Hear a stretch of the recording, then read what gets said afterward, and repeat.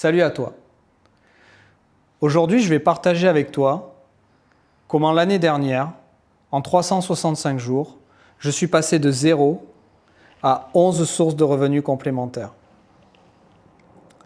Pour moi, mon parcours vers l'indépendance personnelle, l'indépendance financière, il a commencé il y a un peu plus d'1 an. Je me réveille un matin, ça fait déjà 3 ans que je suis expatrié et je suis pris d'une angoisse énorme.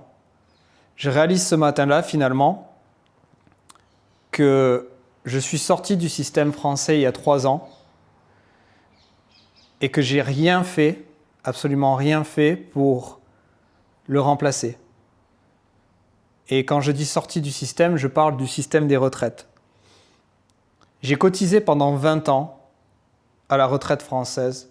Et au moment de m'expatrier, il m'a été proposé de continuer à payer depuis l'étranger à la caisse des retraites ou de sortir du système des retraites. Et à ce moment-là, il m'a paru totalement aberrant, impossible, d'envoyer une partie de mon salaire durement gagné vers un organisme pour lequel on entend depuis qu'on est tout petit, depuis qu'on est jeune, qu'il est bancal, qu'il ne va pas perdurer et... Enfin, qui n'a jamais entendu dans un repas de famille « Oh, vous, votre génération, de toute manière, vous n'aurez pas de retraite ». Moi, je l'ai entendu et pas qu'une fois.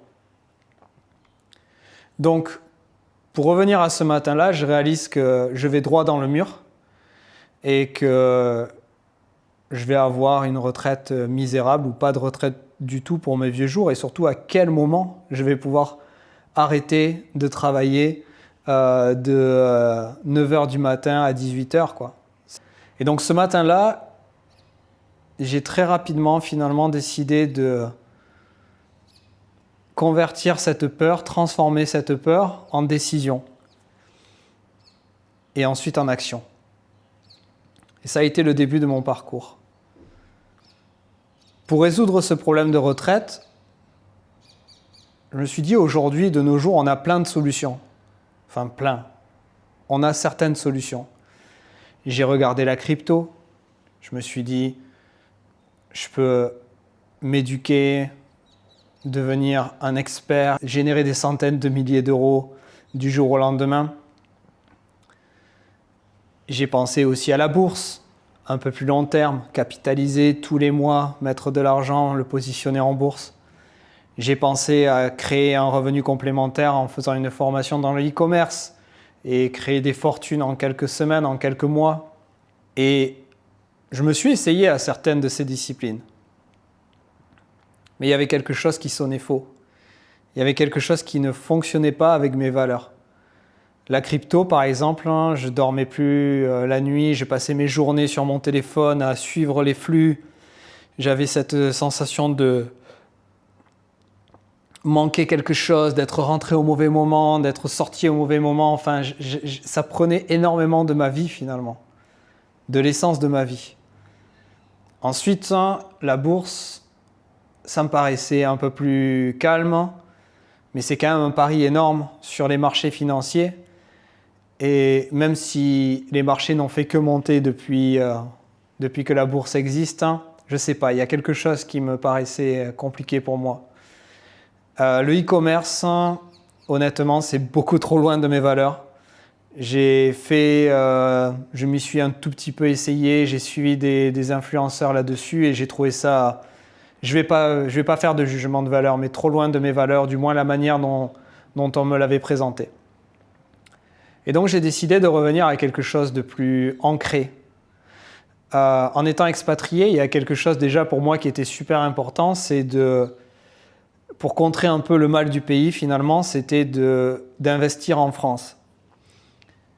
Et d'investir dans quelque chose de solide, de statique, quelque chose qui a une inertie.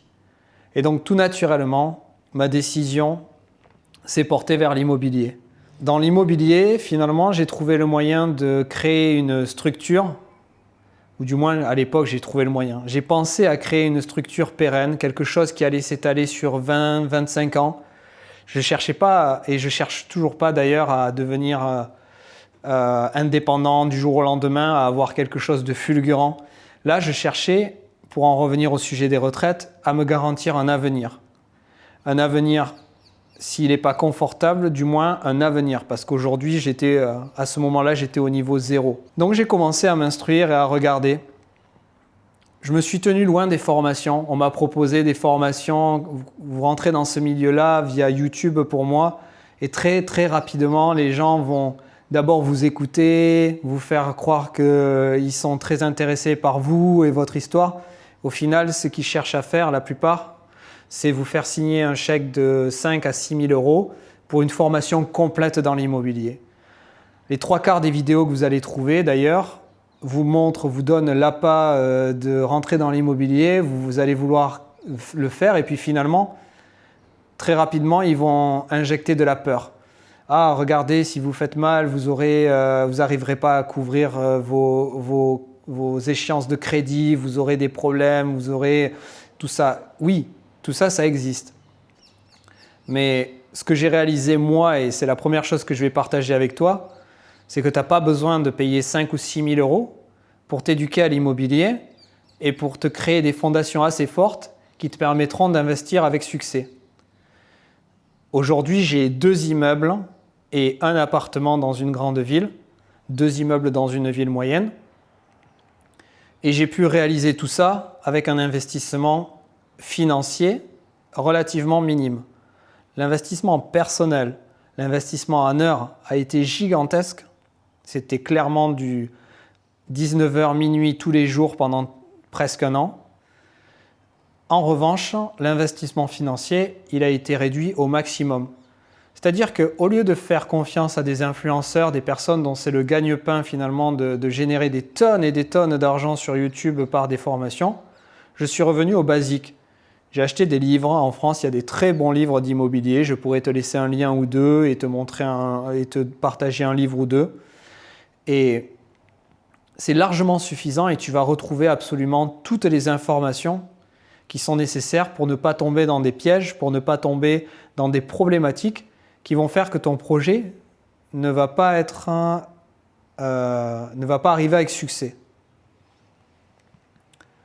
Donc, une fois que j'ai compris l'immobilier, et c'est là où je pense que c'est le but de cette vidéo, c'est que pour moi, ce qui a été le plus compliqué dans cette aventure dans l'immobilier, c'est pas d'apprendre la recette de cuisine de l'immobilier, parce que l'immobilier, c'est ça, c'est une recette de cuisine que tu dois apprendre et appliquer. Ce qui a été le plus compliqué finalement, c'est qu'après l'appel qui pour moi a été généré, qui a été créé par une peur de ne pas avoir d'avenir, de ne plus avoir de retraite et d'avenir, il y a ce que j'appelle la traversée. C'est le moment où tu vas devoir sortir de ta condition actuelle, de ton identité actuelle et traverser pour arriver de l'autre côté, là où tu veux aller, ce que tu veux être dans le futur. Et on néglige souvent cet aspect-là, parce que pour moi, cette traversée, c'est un peu comme un saut ou traverser une rivière avec beaucoup de courant. Ça va être compliqué et ça va essayer de te faire échouer à plein de moments donnés. Je m'explique. La première chose, moi je suis quelqu'un d'assez enthousiaste dans la vie. Et quand j'ai trouvé cette idée pour créer ma propre retraite, que j'ai eu cet enthousiasme de finalement avoir trouvé un mécanisme qui me permette d'arriver à une certaine indépendance, du moins pour mes vieux jours, j'ai voulu le partager. Et là, très vite, tu vas avoir des oppositions et des doutes qui vont arriver de la part de ta famille, tes amis.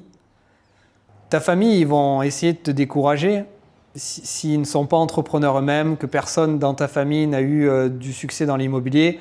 On va te dire que l'immobilier, c'est fini, qu'avec les lois en France, c'est très problématique, les impayés, les squats, les taxes, les lois sur l'économie d'énergie, etc.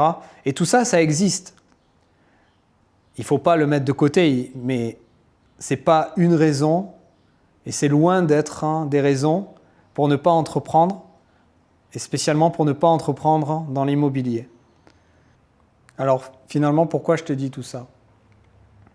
Parce qu'au-delà de l'aspect financier, au-delà de l'aspect entrepreneurial,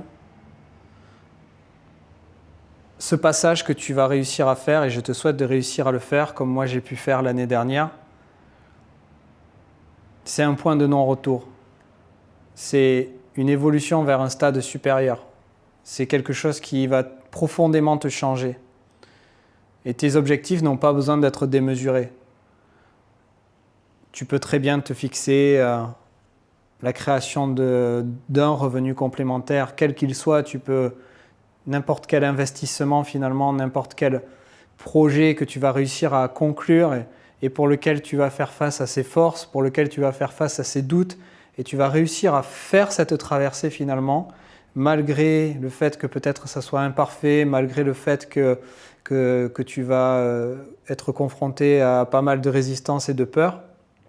Une fois que tu as réussi ce passage, tu vas rentrer dans une nouvelle identité, tu vas devenir quelqu'un d'autre.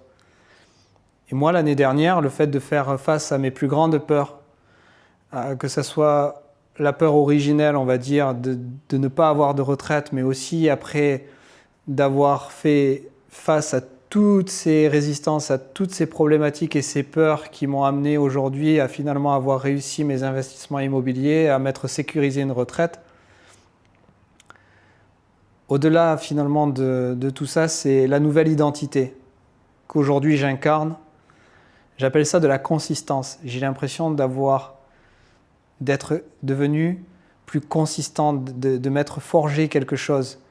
Et c'est grâce à ça aujourd'hui que je peux enchaîner vers mon deuxième grand rêve finalement, qui était d'ouvrir une chaîne YouTube.